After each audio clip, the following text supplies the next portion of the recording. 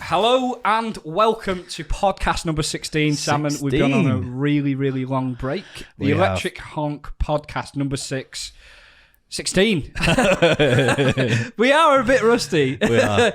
Hancock, ruffles, feathers, down under. Obviously a little bit of a goose reference there. We've got Matt Hancock, the former health secretary, responsible during the irresponsible during the COVID crisis, has decided to do one and go to Australia to do I'm a Celebrity, Get Me Out of Here. Yeah, he's actually still an MP, hasn't he? But hasn't he just basically been fired? Suspended, I think. Suspended. I think the same happened with Nadine Dorries when she did it. Right. Just suspended for 6 months or whatever. Did she go on I'm a Celeb? Years ago, yeah. Jesus, I did not know that. Yeah, I didn't watch it at the time, whereas I am watching Matt Hancock. Yeah. It's been really funny. I am Machine Daena, podcast extraordinaire. This is Andrew Salmon. Coronation Street Extra. And this is Electric Honk Podcast. We are... Cold.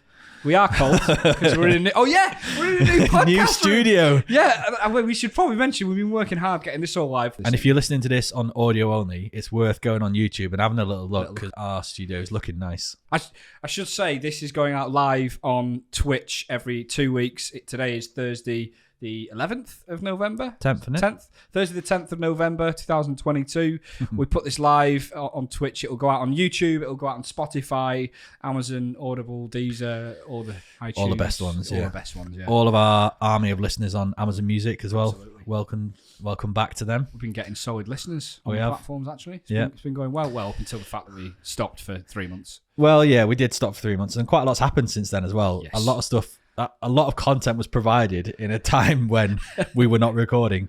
But I think we can safely put it down to putting our absence on the airwaves out of respect of the Queen dying. Yeah.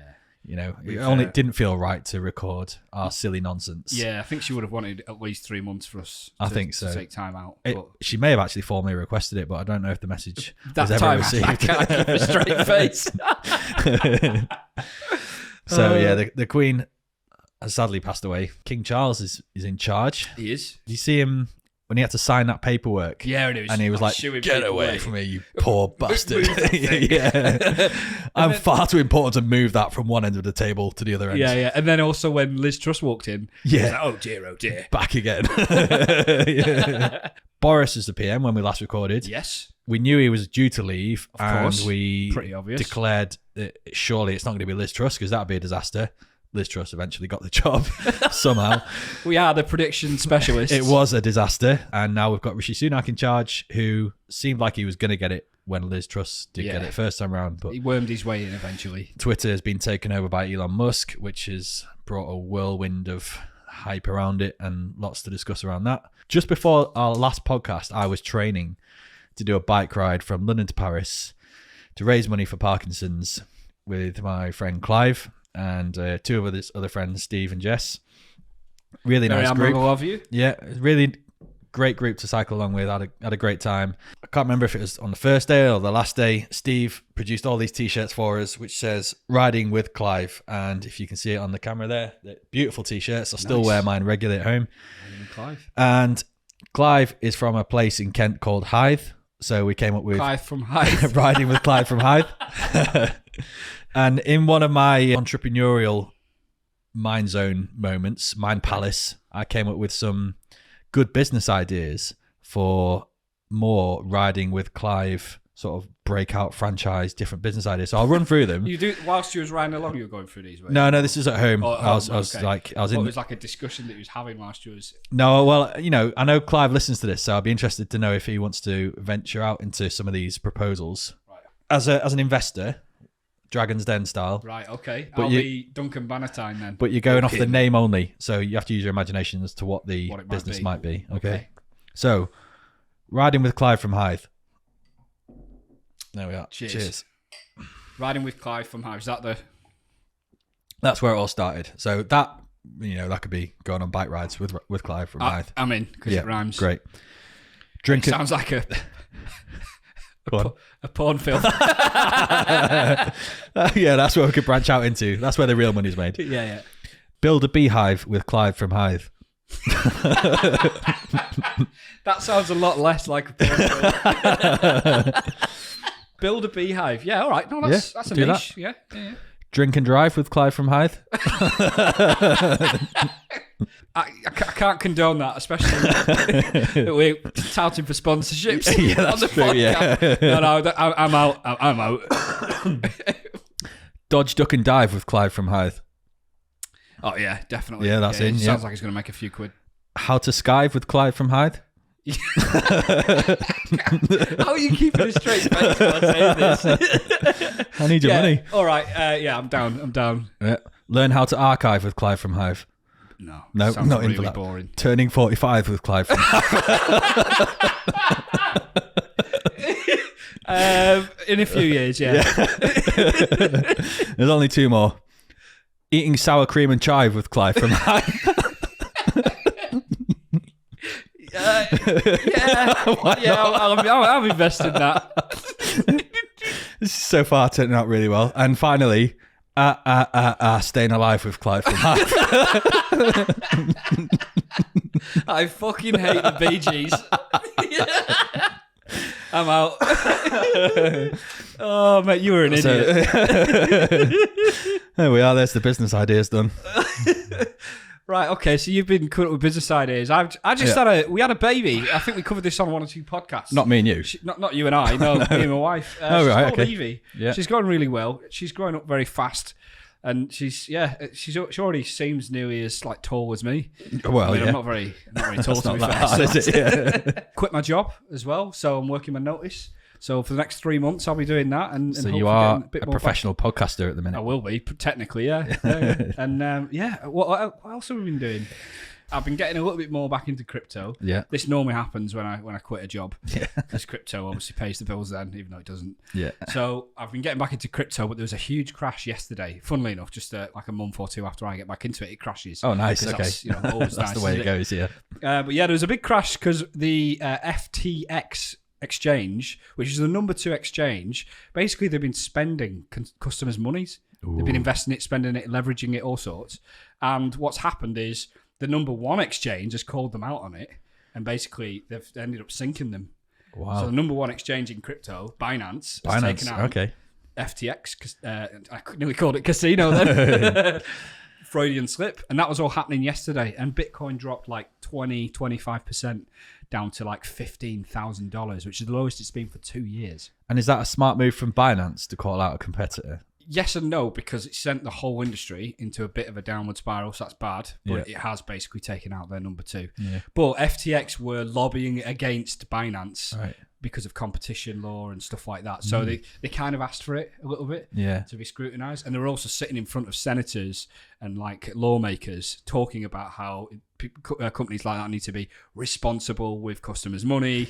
They were literally saying it even though they were not doing it themselves. Oh, dear. So yeah, I've been doing a bit of that, bit of this, bit of that. Yeah, we had a whiskey night down in London, a few other bits. Yeah. Oh, yeah? Been good. You like your whiskey, don't you? Yeah. Oh, it's I all right. can't stand the stuff. We noticed on one of the podcasts. Yeah. Well, I've been following this chess scandal. I don't know if you've heard of it. There's a 19-year-old American chess player who... I heard something. Was he cheating or something? He was fairly lowly ranked, and then all of a sudden, his rise through the ranks was unprecedented. Right. People had never seen this sort of improvement in a chess player ever before. Right. And then he went and beat the number 1 world chess player, Magnus Carlsen. Carlsen, yeah. Jesus. After that, Magnus Carlsen sent a tweet out with a famous Jose Mourinho clip where he basically is blaming the refs without blaming the ref, saying, if I say anything, I'll be in trouble. So he's kind of like a sort of cryptic message. So Magnus Carlsen posted that same thing, saying, if I say anything, I'll be in trouble. And then all these rumors came out about this 19-year-old American called Hans Niemann, that he's been cheating in all of his matches. Wait, Hans Niemann? Yeah. Head, shoulders, knees and toes is his brother. Hans Niemann, he's offered to have a chess match completely naked. in response. Okay. And the reason he's offered it's to the do obvious. that, yeah, it's the obvious thing. the reason he's offered to do that is because some of the allegations were that he was using vibrating anal beads to transmit the best chess move to play next in that round How of does matches. that work? Just vibrations. So The chess matches are recorded live on the internet. right. So it's well established that computer chess algorithms are far better than any humans. Right. Okay. So if you can set up a program where you can receive certain vibrations to tell you the best good move, vibrations. yeah, to tell you the best move in a live scenario game, and he's feeling those vibrations in his bumhole, Yeah. Okay. then he makes those moves based That on is that. fascinating. That's the allegation, which is a serious allegation. Wow. He's now taken Magnus Carlsen to court for defamation for $100 million. And he's also recently actually been selected by the USA to represent them as their like lead chess player in like a world chess competition or something like that. So he's clearly got some everything, talent. hasn't it? That story. Yeah. Really. A bit of nakedness, a bit of scandal. He's admitted to And it. good sportsmanship. He's admitted to cheating actually previously. He said, okay. so, yeah, fair enough, I've cheated in the past, but I'm not cheating now. Which, It's not a good start though, is it? no, really? it's not. It puts you on a bit of a back foot. But Yeah. So you've been following that avidly, have you? Yeah. Tried out the anal vibrations technique yourself, or? Well, I plugged them in and I had a game of chess, but nothing was working. Top shelf. This is a section where we show you different types of alcohol, sometimes from around the world or just different things to try out. And the idea is we're honking you into the weekend. Yeah. You might come across this in a pub somewhere or wherever you go for drinking, and you go, oh, the lads on podcast. Highly recommended that. Yeah, Electric Honk. They loved it. Let's get it going. Yeah. So I'll just get the drink. Give me a sec. Nice. In the meantime, while Dane's getting that, for anyone who isn't aware, it was the USA Mullet Championships. Go to mulletchamp.com and have a look at the entries, and you will not be disappointed. Right, here we are. Top shelf. A little bit more smooth than last time. So got it ready. Yeah, nice. So it looks like a small bottle. Oh, it is. Oh, hello. This is Pantry Delights, and it is Good Parma name. Violet Premium Gin Liqueur. Oh, Parma Violet. Hello. The classic Parma Violet. So let's just put that there. I saw this about 5 months ago. It's got some glitter in it. I don't know if you can see that. Oh, yeah, it has, yeah. Yeah. It's Wow. purple bottle here. It's got a wax seal at the top. And you're probably thinking this is quite an expensive drink. It was like 12 quid from B&M Bargains. Was it? Yeah. It looks like quite a premium drink, so we're going to give it a go now. You can't beat Have a little B&M shot. Bargains, really, can you? Yeah, exactly. So here's your shot glass, mate. Oh, it looks so nice when you shake it. It like properly swirls Yeah, it does. inside. Should probably show that. That's incredible. I mean, even if it tastes rank, the look of it in the bottle is nearly worth £12. So it's called Shake and Sparkle Pantry Delights Parma Violet Premium Gin Liqueur Small Batch, 18.7 volume. Oh, Beautiful bottle here. I'm going to see if I can open this up. This wax seal. I actually don't think I can open it up. uh-oh. There you go. Oh, it's a screw. It's a screw top. That's a ruiner. With the king's seal. Yeah, that's really disappointing. Oh, can you smell it? No, Instantly. Instantly smell the Parma Violet. No, you can. It smells exactly like the sweets Yep. when you've got a mouthful of them. Classic 90s sweets, that, or 80s. Right, Parma Violets, Pantry Delights. Chin Salmon, chin. cheers. All in one? Yeah. Mm-hmm. Oh, tastes like cleaning products. I feel like the Parma Violet taste is definitely in there. Yeah. And it's mixed with cheap alcohol. Yeah. That's what it tastes like. Cleaning products. Oh, well, that loosens up. So that was top shelf. But yeah, I think you could have that at a house party or something and let people have a few and they'll be fine with it. I think it lacks a little bit of vavavoom. If you have it with a tonic, I think that would be quite nice. Yeah. So. Yeah. The economy is in the bin at the moment. It's been going slowly and surely deeper into the bin over the last few months, hasn't it? Yeah. We're at a state now where just everything costs so much. Just being alive just costs too much, doesn't it? You just want to live in a house and eat normal food and heat your home a little bit. And it's just so expensive. The finer things in life, like not dying. And what can you do? In fact, we previously discussed potential for blackouts and things like that, I think, because of the Russian war. And we said we may have to take the Electric Honk on tour, Electric Honk podcast on tour via candlelight. Yeah. And it's getting closer and closer to that, isn't so it? coming to a city near you in very low light. We'll be walking there as well. Hopefully low wind as well.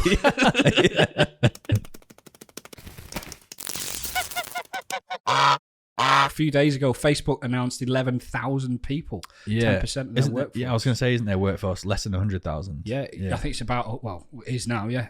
Yeah, okay. And actually, one good thing was that Mark Zuckerberg did take responsibility in his apology. His apology video has been leaked. First of all, he actually took the time to spend on Zoom to everyone to actually have the discussion, which is more than can be said for what happened at Twitter. They just sent emails to them. That was really bad. Awful. But he actually did take responsibility. So I've got some respect for that. And it felt like he did actually care. I watched the video and he was kind of talking about how, people have worked very hard to build Facebook and Meta up. And he's sorry that those people have to leave, even though he's happy that they've obviously built them up to a level. And obviously they talked about their livelihoods and stuff like that. And it's a sad state of affairs. But virtually all of the really big tech companies are laying people off. And their share prices, in some cases, the share prices, Spotify is a good example, 90% drops in the share price. Facebook's had like a 85-90% drop. And why is it all dropping so significantly? The whole of the markets are dropping down, and it's because of recession and more like global tough financial circumstances. Okay, so with something like Facebook, their income isn't generated by its users, though, is it? It's generated by advertisers. So what are we saying? Advertising the users. Advertisers are not seeing value for money in advertising on Facebook, basically. I think it's all of the companies are not seen as valuable as they were because investors are pulling money out, which is tanking the value. Yeah. That's kind of what's been happening. The Twitter one was weird because they announced it via email to half of their employers when Elon Musk took over. So it's something like 3,700 layoffs via email. And then a few days later, they were asking them to come back. Really? Yeah. Jeez. So these senior developers that are all responsible for cybersecurity and stuff like that, policy and content and stuff, they were all laid off. And then they realised they couldn't really function the company. Jeez. There were parts of Twitter that weren't really functioning very well. And see, I've never really followed Elon Musk's career and his personality, but he strikes me as so... I don't really know what the word is, but like he just does things that he thinks are the right thing without any real consideration about being a good human being or compassion. Exactly. I think he's neurodivergent. There's definitely something there with it. I think that's acknowledged. I think he says he's I think he said he's got autism or something. Something like that, because he hosted Saturday Night Live or something. Yeah, he was the first person with whatever to host that. I'm not comfortable with him. Like, fair enough, he's bought the social media giant with his own money, which he's made from his own hard work, blah, blah, blah. But he still doesn't seem like... He's not like a savior, is he? He's not like you think, this guy is it seemed like great he was for mankind. When he was more into the spacey type stuff, and now he's into freedom of speech. But it's a contradictory thing because he's just launched, yesterday actually, he launched the verification ticks. So now you can pay $8 a month to have a blue verified tick. So all right, you're paying the money to do it. But what about all the people that are genuinely verified that just don't want to pay that? Do they become unverified? Essentially what's been happening is all the people that are not verified, that have got low followers and not really like famous for any reason, they've gone out and paid the money, got themselves verified, and they're starting to imitate all the people, including Elon Musk.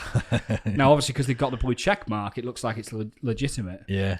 And obviously that's been causing absolute turmoil. And didn't he put a ban on parody accounts unless they explicitly state that they're a parody account? Yeah, but even then they've still been getting bans on those explicit accounts as well. It's been an absolute clusterfuck from Elon Musk. And then even today, he's announced that all the Twitter employees will not be working from home. They have to be in the office as well. So I would not want to be working at Twitter. Me neither. I would hate to work for someone like that. I mean, it's fascinating to read about in the press, and you think if he does start civilization on Mars, then amazing, that's so good. But there's a lot of people harmed in that process, isn't there? And I'm not comfortable with him. He wants to be a big advocate of freedom of speech, doesn't he? But he's also known to be very anti-union, like, which is, if in America they seem to categorize companies as like a unionist company, so it's not in every organization, where it's a bit more common over here in the UK. And he blamed the activists for the huge loss in revenue, or monumental loss in revenue, I think he described it. And I think these are people exercising their freedom of speech to promote things that they believe in, and he's chastising them. And yeah. Another example of him being a little bit of a hypocrite there is that when you've got that blue verification tick that you can literally just pay for. So it's nothing to do with freedom of speech at this point. You've just chosen to pay the money. You then are more visible on the platform. So when you're responding to famous people, when you're tweeting, you're going to get more exposure. So your freedom of speech isn't free. It's paid for. It's paid for speech, and you get bumped up the rankings. So it just doesn't add up. It doesn't check out. And when he's talking about improving the freedom of speech, because presumably in his view, Twitter were cancelling too many people. Surely the sort of people who are going to take that opportunity to come back on Twitter and pay the £8 a month are going to be extremist views. Potentially, He calls himself a free speech absolutist, basically saying almost at the expense of whatever your view might be, I'm going to let you do that on this platform. So unless you're parodying him, in which case he'll switch you off. He'll lock you off, So I can't agree with that. I mean, of course, everyone's entitled to certain views, but that doesn't mean that in society, certain views should be equal to everybody else's. You don't want like massive proportions of people, becoming Nazi and stuff. Society needs to keep a lid on that sort of stuff. It's a runaway train that at the moment, and I think he's in for a very, very painful ride. I would not be surprised to see Twitter disappear within the next 3 to 5 years. You think? I think it will disappear in 3 to 5 years. Because I had the opposite thought. I thought, you know what, I don't like what he's doing, but because of who he is and what he's done, I can see Twitter becoming a huge company and a massive success, and it'll probably annoy me a little bit. On the note then of redundancies and things like that and cost of living crisis, in the UK today, the PCS union, which is essentially the public service union, so that covers all public services, over 200 different organisations, over 100,000 members, they voted 86% in favour of going on strike. So there was a pre-ballot to gauge sort of interest in going on strike. Then there was an official ballot. So there's like a pre-cum and then a full cum, right? Well, there was, and it's been a big load. Apparently it's been the highest vote in favour of a strike ever recorded by this union. Wow. In history. So it's a big fingers up to the government to say you need to sort this out, because there's a lot of people. 86% of the civil service. It's mad how things have changed, because the public service used to be like the bulletproof job, the job for life, safe as houses, really good pension, all of that. And it's now got to the point over, let's say, a 15-year period where it's gone from that to you want to work in the private sector now, because that's where you're going to get the money. You'll get 5, 10, 25% pay rises in the public sector. You're lucky if you get a 1 or 2% pay rise, aren't you? In fact, it was announced where I work a year or two ago that, I don't know why you'd even announce this, a 0% pay rise. What does that mean? just lay low, wouldn't you? Exactly. Just don't announce anything. And back in, let's say 15 years ago, as an example, the average wage was probably about 28,000, which got you by, but it doesn't anymore. Oh yeah, not at all. And wages have barely risen. Yeah, the real term inflation, I always think about this, real term inflation isn't the same as what people, you don't need a 5% pay rise to cover a 5% of inflation. Bear in mind your wage is pre-tax.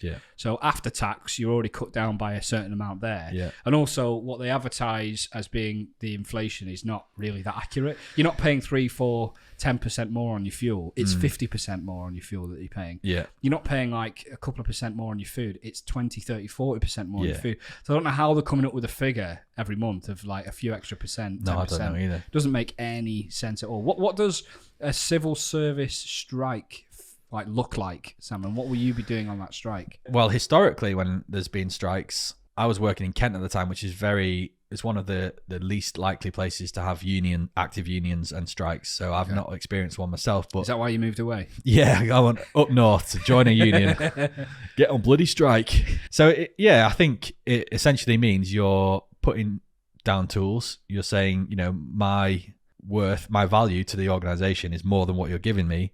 And until you pay me that amount, you won't receive any work output from me. And that'll be either staying at home, doing nothing, which wouldn't look too great in the public eye, but we're not getting paid. We wouldn't be getting paid if we're on strike anyway. Or standing outside the doors of the office with banners, raising public awareness and speaking to colleagues who maybe aren't in support of the strike and explaining why most of us are on strike. But basically, it means you get a day off, though, yeah? Yeah, I mean, you can put it like that. It's an unpaid day off. Oh, okay. You don't get paid either? No, you wouldn't get paid for it. It was announced today, the main guy at Next, I don't know, call him a CEO, whatever he's called, Lord something or other, he's come out and said that migrant policy in the UK is destroying business and hindering economic growth. This is a guy that's promoted and supported Brexit and the immigration policy that's subsequently come in, which has then obviously pushed New Labour, I say Labour force there, not the political party. Yeah, pushed it out the door, literally, and also then prevented more of it coming into the UK. Yeah, and that's from both the point of view of skilled workers, NHS, and so on and so forth, doctors, but also warehouse workers and people that are willing to work perhaps at a sort of a lower level of pay, but also really critical jobs when you talk about the job that they do, delivering goods into the country and so on and so forth. Yeah. But the way he described it, and I want to just read this out actually, the way he described it, and it was quoted in the BBC News today. It was Lord Wolfson. He said it was crippling the economy. He said firms should pay a tax to employ foreign workers to encourage them to recruit from the UK first. Economically productive migration plans, and then we have got people queuing up, and this is the bit, we've got people queuing up to this country to pick crops that are rotting in fields, to work in warehouses that otherwise wouldn't be operable, and we're not letting them in. Most of these people that voted Brexit, especially the sort of owners of industry, all had this vision of controlling immigration and having a steady influx of suitably trained people that were all desperate to move here. And it just hasn't happened, has it, at all? I think the idea was anyone that's coming here to sponge off the government, cut them out. But let's allow the people in that are going to add to the economy, right? And the skilled people and so on and so forth, which, does work in other countries. For example, Australia is a great example. But in practice, they're still coming over on boats and dying and all the other stuff that's going on there. And we've got the camps down south that have been horrendous as well. So in practice, it's very, very different. I don't know if we've seen a single benefit from Brexit yet. I can't think of one. Blue passports, obviously. Fair, yeah. Evie got a black passport, actually. I think. What really disappoints me is people like that who's a lord, right, and obviously a multimillionaire, owner of a huge company. Clearly, he himself didn't understand the consequences of voting to leave the European Union and just got on board with all of the catchphrases and all of the headlines. Yeah, let's take back control our borders. Yeah. Without any thoughts about how it's really going to work. Makes you think, doesn't it? If someone like that can be swayed, then what's average Joe on the street? What chance have they got of being able to be fully educated on that? I think that's the whole issue. That's what it all boils down to. No one could understand how it was going to work. I did want to ask you, do you think we'll end up going back into the EU? Not anytime soon. I think what would have to happen for that to be a possible idea would be Labour to win the next election, which would be 2024. I don't think the Tories would entertain the idea at all. Yeah. Then you'd need a couple of years of public analysis, polls, maybe even like a pre-referendum sort of thing of, to gauge public. Okay. So I don't think, I think at least not in the next 2030 potentially. Okay. I think if I was Prime Minister, I think I'd be up for that. Just at least giving people the option.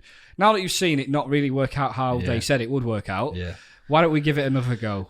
The vote, that is. I think the argument from those who voted for Brexit and still believe in it would be, we haven't had nearly long enough for the experiment to work. Which is fair enough, because also it's the same argument with the Tories. They've only been in power for 12 years. Yeah, exactly. Yeah, they haven't had long enough at least another 12. To fuck the country up anymore. So, there is some good news, though. At the end of all of this, Russia has pulled out of Kherson tonight, and that's not another porn film. They've pulled out of pulling out of the region. Anal beads out of Kherson. It was announced today on the BBC and obviously various news outlets. Probably here first on this podcast. So Kherson's the territory. If you didn't know, it's the territory near Crimea at the bottom. Right. So it's the bit that after Crimea into the main country of Ukraine connects it there. So it's a really strategically important part. They're sort of saying that a lot of the Russian army's getting quite demotivated. It's not looking good for Putin, and it's not looking good for Russia's war. They've basically lost the war. It's just a case of how long it's going to draw out for now. But obviously the global economy is going to be a lot better when that ends. So do you think they're withdrawing their troops to concentrate on other areas, or they're literally just pulling back from all of the areas that they've managed to? It's not clear at the moment, but it could well be that's the start of a peace deal. One thing that the Ukrainian President Zelensky did say, he had 3 conditions that would mean they would go to peace.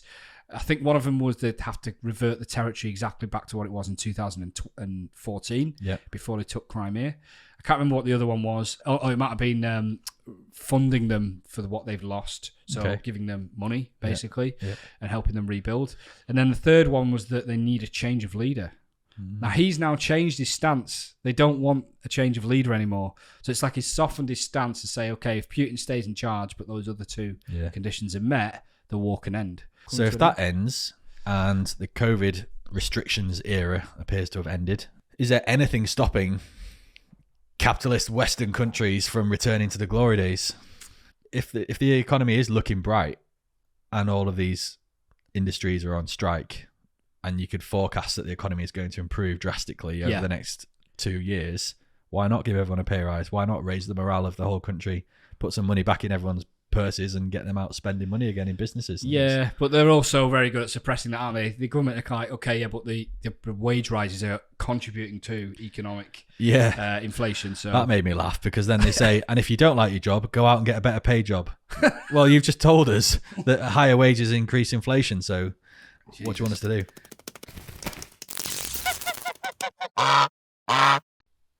Excuse me. Remember it in French? Spanish. Do you want it in Spanish? Okay, Spanish. Son buenas noticias. There you go. And that's the new jingle. There we are. Thank you to one of our regular listeners, Sarah, for sending this in. This was actually something that appeared on QI, but I've researched it and fact-checked it, because you can never trust everything on QI. Yeah, it's a good point. Yeah. And this is a fact all about the oldest trick in the book.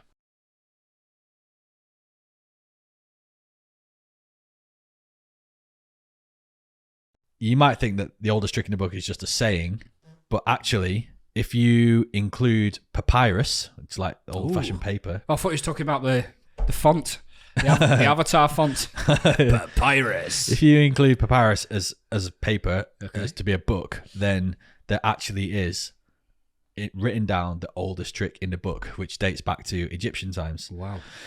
So it's called the Westcar Papyrus, and it's from the 18th to the 16th century BC. It's an Egyptian text containing 5 stories about miracles performed by priests and magicians. Right. So this papyrus is now in a museum in Berlin, and it has the first known account of magic ever done. So in this papyrus, in this book, King Cheops from Egypt at the time, he's overseeing the building of the Great Pyramid in Giza. Okay. And he asks for a local magician to entertain him, and a man called Dedi comes up, Dedi. Okay. Dedi's magic trick happens to be that he can pull off the head of it. so immature. Dedi's magic trick is that he can pull the head off a goose. What? Reattach it and restore them to life. Wow. It's actually a trick that's still done in the magic circle. Like, you can do learn they how like to do tuck the head in and then yank off some fake head? Possibly something like that. Yeah, we're not supposed to know how it's done. One that dies and one that's still alive. Potentially, that'd be sad if that's the case. And that was recorded as the oldest trick in the book. Wow. He was asked to do it on a human and refused. The Egyptian goose is probably my favourite breed. Yeah, it actually is the nicest goose. It's got like the black eyes and like kind of green, like royal green colours. It's beautiful. Yeah, really nice. Yeah, any listeners, good looking Google bird. Egyptian goose, and they are absolutely stunning. They are. Yeah. One day we'll do a little, like god tier, top tier, medium tier. Or like what was the? We do now have headliner. So the headline is a section. I read out 3 random headlines. I don't know what they're all about, although it's normally quite obvious what they're about. Yeah. And Salmon has to pick one, and we delve into more detail. And they're normally ridiculous headlines. I do have some. Normally I don't prep very well. Headline number 1 to choose from, Salmon. Okay. From the headliner. I bonked 500 women by saying, I'm Mick Hucknall. Zoo separates 5 parrots, fucking hell, pirates, after they were caught encouraging each other to swear at guests. Oh, amazing. And drunk woman steals 45-foot ferry whilst shouting, "I'm Jack Sparrow." Oh, nice range of different headlines there. Yeah. So I do like any story involving Mick Hucknall, but I feel like that story is just going to be literally somebody who looks like Mick Hucknall pretending to be him to get laid. The parrots. I want to hear about the parrots. Parrots. Yeah. Can I just show you the Mick Hucknall picture? Yeah. Because this got me the other day. I saw this and I was like, oh, it was like, even now it makes me.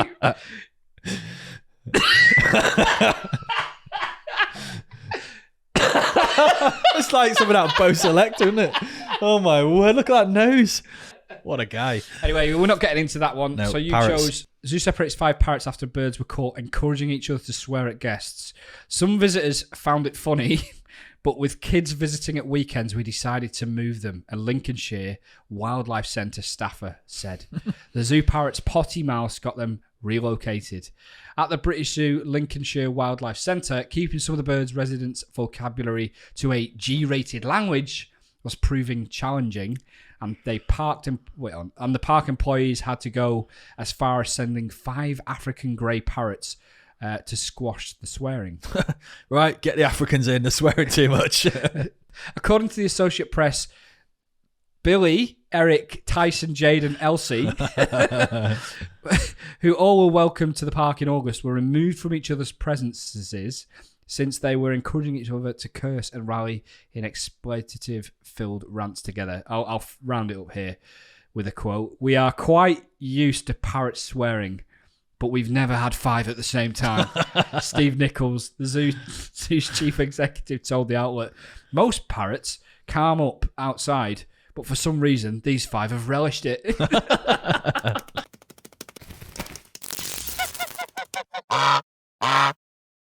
Okay, so we're going to go on to pork scratchings. This is a little segment where we talk about something interesting, which most people won't know about, and actually you can then spread that amongst your friends and pretend as though you're really well read and such an interesting person. In the pub, probably. Yeah. Do they still exist? Pubs? I think so. I've not been to one for a long time, but I've driven past some and I think they still exist. Right, okay.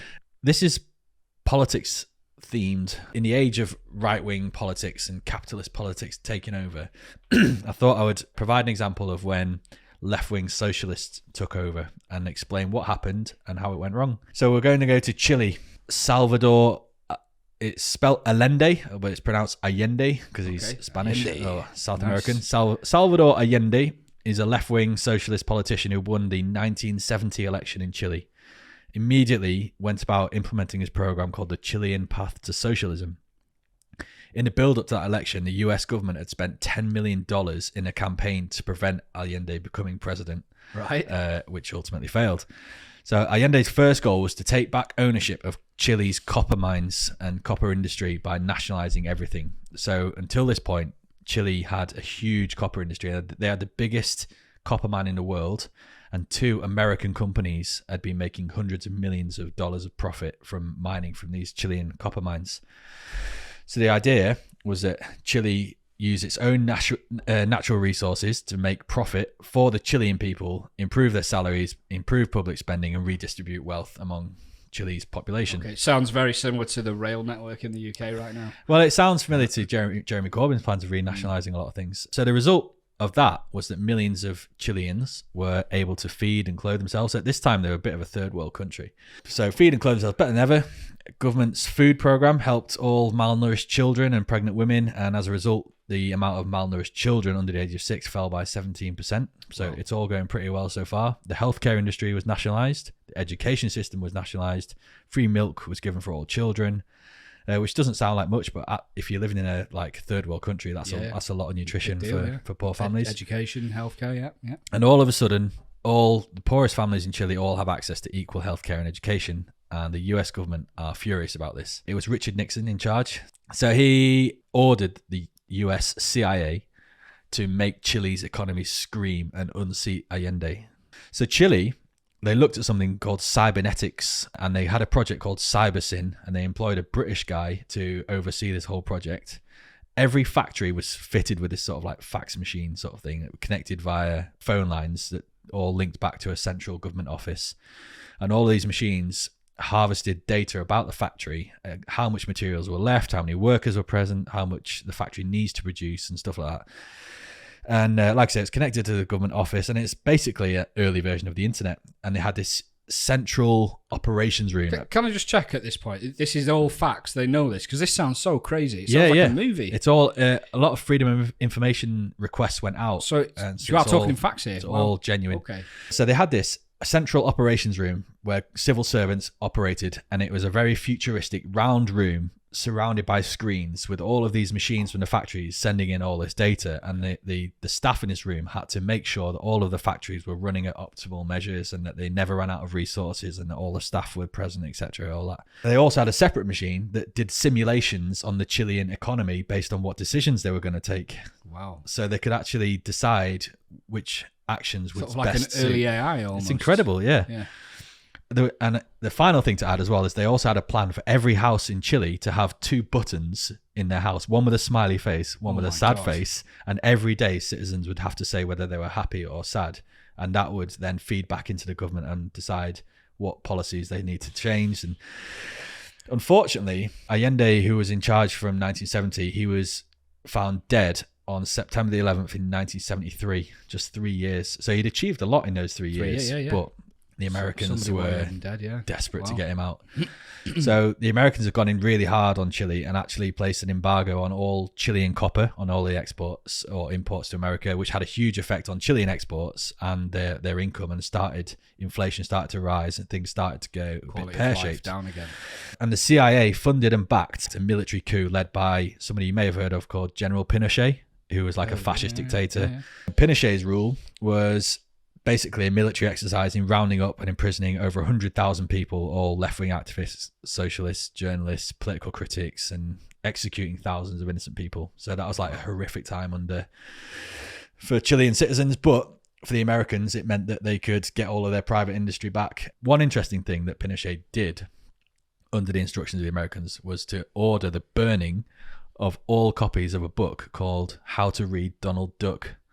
And this is the last thing I wanted to say on this subject. You've mentioned this recently to my auntie, I'm sure you did. Yeah, I told her to read it. Oh, So wow. How to Read Donald Duck was written in 1971 by one of Allende's cultural advisors. Wow, okay. And in this book, it explains how Donald Duck cartoons essentially show that workers are the ones that are never wealthy. It's the investors like Scrooge McDuck, for example, who are like diving off their diving board into swimming pools full of coins and all that sort of stuff.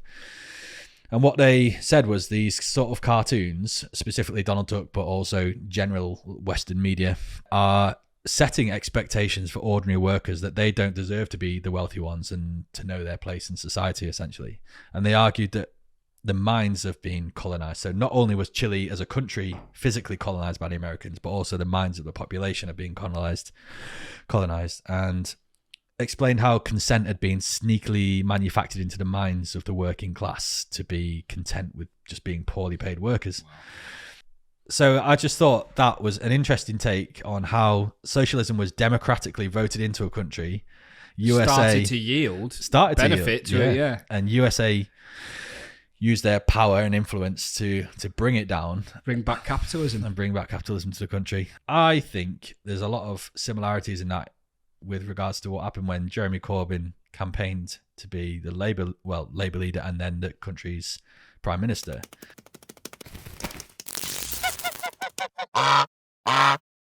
We've got the World Cup coming up on Sunday, the 20th of November. That's exciting. So 4 days before the podcast, or 3, depending on depending on what it is.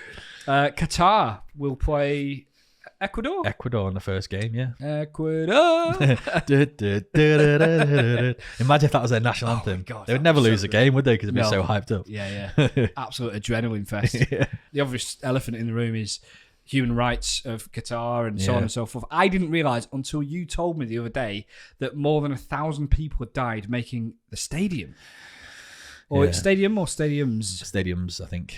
It's hard. I mean, Gary Neville has come under criticism because he said he's going to accept Qatari money to go out and commentate there. But in doing so, he's going to raise awareness of the human rights issues in Qatar. He did say that, yeah. Which it was put to him that actually you could just stay at home and raise the awareness. Was it question time or something? It was, have I got news for you? Have I got news for you? Yeah.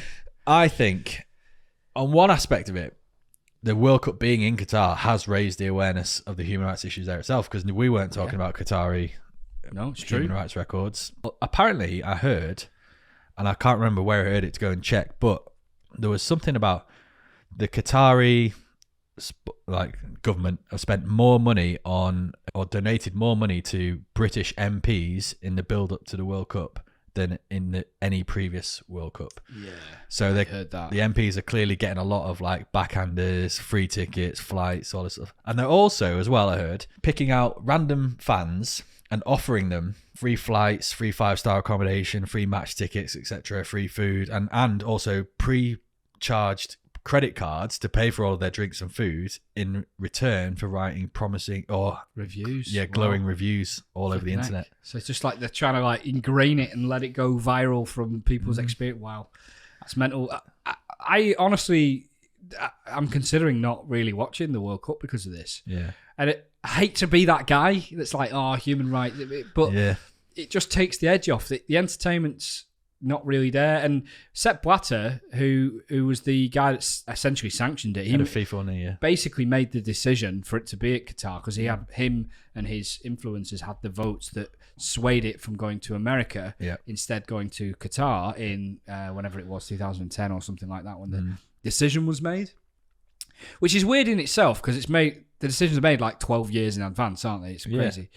And he himself has said it was a mistake to offer it to Qatar because of their human rights and various other things. They're not prepped for it. They're not a footballing country. It's easy to say that after you've taken millions of backhanders. Oh, yeah, of course it is. Yeah, I don't really feel like I want to watch the World Cup as a result of that. But though that's a feeling anyway, because I'm more interested in club football these days than I am in international football. Yeah. But still, I mean, there's something nice about getting to the final or the quarterfinals. You really get into it. It would just be typical that England go on to win this World Cup. The one where people are lacking a bit of interest and taking moral positions of trying not to be interested in it because of the human rights record. And then you get forced to watch it. You have to get really excited about it. Like once in a lifetime opportunity to watch England win the World Cup. Jesus. What do you think of it, mate? Actually, I'll admit, I'm getting quite excited by it. After all of that? Yeah. I'm getting quite excited by it. I've created a World Cup fantasy football team already.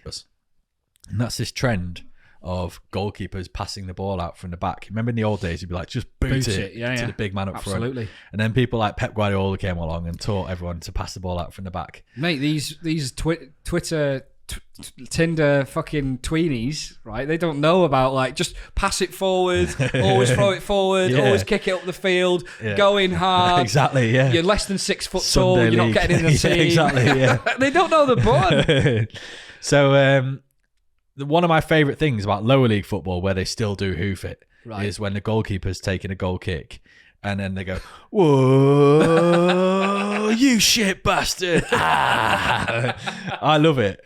And I'm terrified that this spread of passing the ball out from the back is going to see the end of that chant.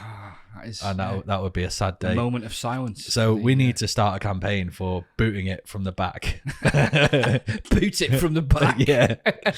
The Christmas adverts. This week, actually, and it is very early for Christmas. It's the 10th of November. So me and Gemma we're just at home the other day, and then a random Christmas tune came on the radio, and it was like we just both like looked at each other like a deer in headlights. I'm not even thinking of Christmas yet, but I have seen the Christmas adverts. Yeah.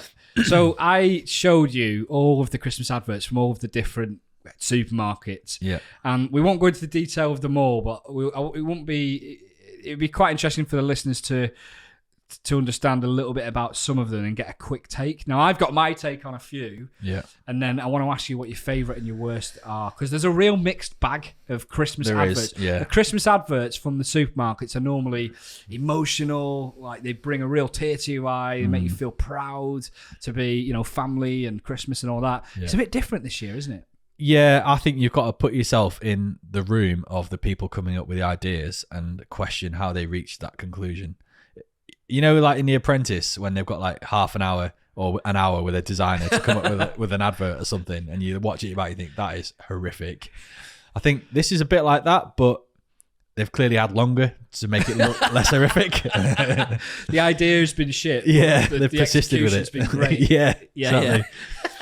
I think the one we have to talk about in a bit more detail is John Lewis, because everybody looks forward to the John Lewis advert every year. Yes, absolutely. And this year they've gone a bit west, haven't they? It's a bit long Go field. West. Go west, where the skies are blue. So John Lewis went with Blink-182, Say It Ain't So, All the Small Things, but it was more of an eclectic kind of I mean, version yeah, of it. they do that every year. They take a popular song Yes. from any era and slow it down Yeah. with a sort of heartbreaking tone behind it. But the John Lewis one, it was like a sort of a middle-aged 40-something-year-old man learning how to skateboard. We said he looked like a David Brent impressionist. Look alike, yeah, he actually does.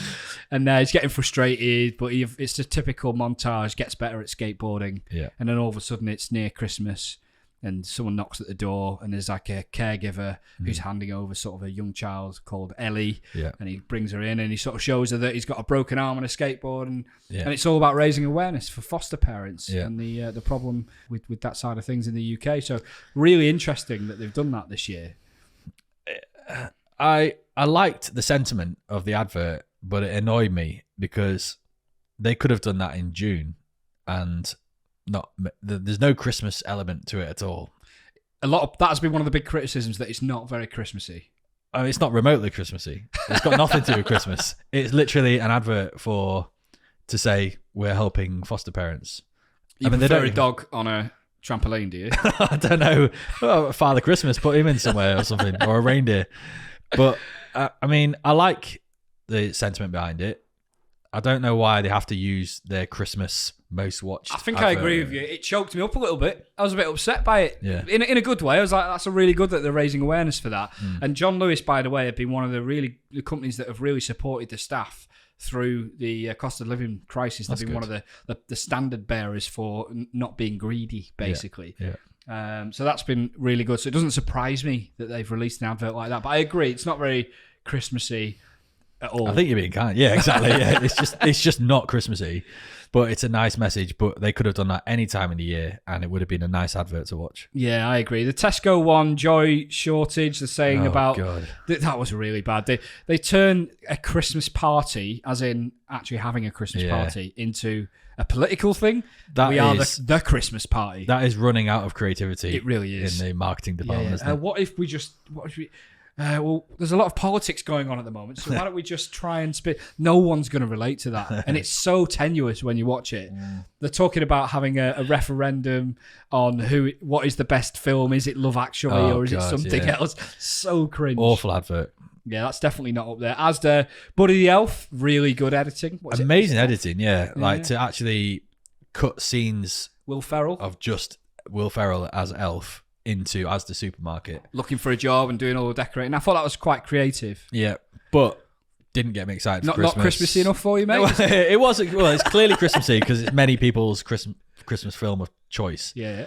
But I didn't think, fair play to us. That's a nice advert. I might even shop there. I just thought. You thought I'll get a job there instead. I just thought, good editing. Well done. Aldi, the carrot left at home, the Home Alone parody.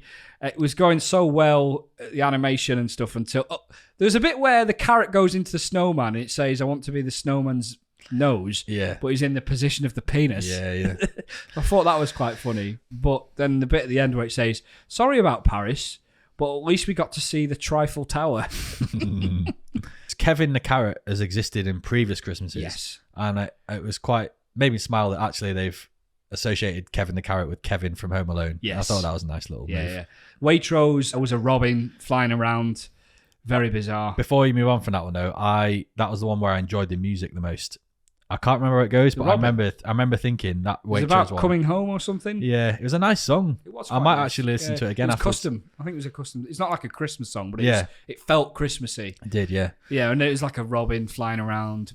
Just a very bizarre. Yeah. But no one shops at Waitrose in the north anyway. Morrison's was a Welsh farmer Christmas. Yeah. Driving around in a tractor. I feel like they've just come up with another shit pun and thought, let's base our whole advertising campaign on that. Yeah. It's like the Christmas party and Farmer Christmas. And yeah, really bad. Yeah. there's one bit where he stops and says, "We are the only supermarket to be approved by Farmer Christmas." Yeah. With a Welsh accent. Yeah. I wasn't impressed with that. I'm not going to Morrison's. I'm actually refusing to shop at Morrison's because of that. Yeah.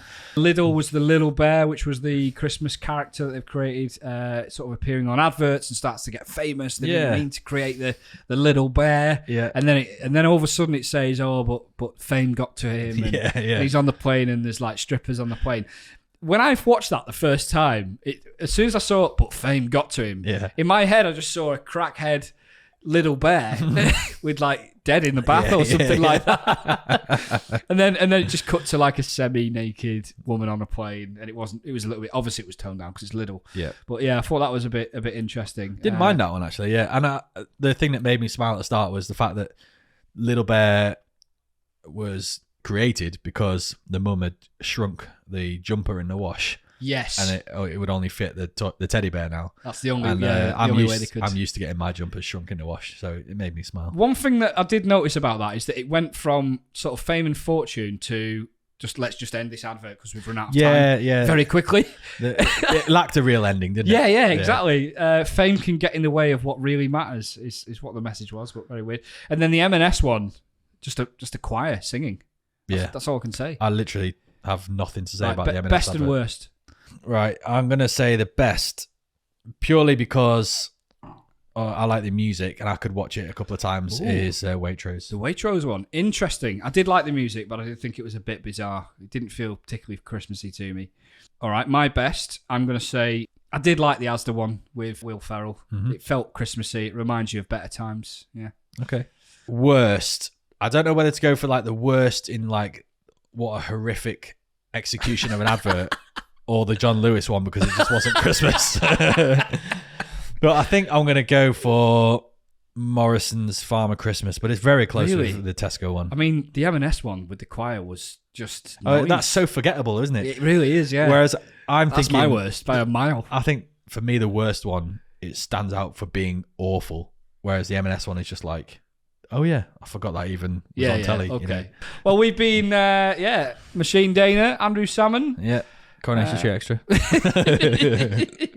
Thanks for a wonderful podcast. It's great to be back, didn't isn't really it? talk much about Matt Hancock, did we? No, we didn't. Oh, well. But we'll watch him on telly tonight and talk about it next time. Yeah, funny as hell, by the way. Yeah. Now, I will say one anecdote before we go. Go on. We was watching it last night. He was in, and he's going through the slimiest, horriblest tunnel you can imagine. It's one of the worst tasks I've seen on I'm a Celebrity. And they're finding these stars, and there's like a bucket full of rats. And to be fair, they look like quite friendly rats. They're not like horrible rank rats. Yeah. So I'm sure they're, I don't know, disease free or whatever, but they don't know that. Anyway, he reaches in to get this star, and I'm watching it with my wife, and she bursts out laughing because he goes, I've got one. And he puts it in his bag. Obviously, he's talking about the star. But my wife thought he meant a rat. She thought he'd grabbed a rat and put it in his fucking bag and I've got one. Which, to be fair, would be quite good for a politician. Seems like the sort of thing that they would do. Pocket a rat. Collect rats. Yeah. They are known for pocketing rats. Yeah. Sneaky little rat got pocketers. To pick a rat or two. And on that note... So Ryan Giggs, I'm going to have to find it before I can read it again, but he was going through a big divorce settlement with his ex-girlfriend, Kate Greville. I think he was accused of beating her up. Yeah. The usual. Very unlike the Ryan Giggs character that we thought we knew. His brother as well was he's been very scathing. Yeah. But as part of the court case with his ex-girlfriend, Kate Greville, a poem that Ryan Giggs had written to Kate was revealed. He's a wordsmith, is he? He very much is. He's the modern day Shakespeare. And I've got his poem to Kate. Okay. Ready to read to you now, and then we can sign off the podcast and say goodbyes. Okay. Hopefully my wife's not watching so I can plagiarise this. My darling Kate, unequivocally our love was fate. I fell in love with you at first sight. I remember because I was high as a kite. Those beautiful eyes made me shiver. I'm not gonna lie, I think of you, I dream of you. Can't help thinking pulling you was my biggest, greatest ever coup. That stomach, those abs, those pictures you send so I can keep tabs. You make me feel funny down there. especially when you're there and you look up and stare. I'm beginning to think you are always right. That's okay. It will keep us tight. I'm going to end by saying you are my love, my friend, my soul, and most of all, you believe in me, which makes me hard as a totem pole.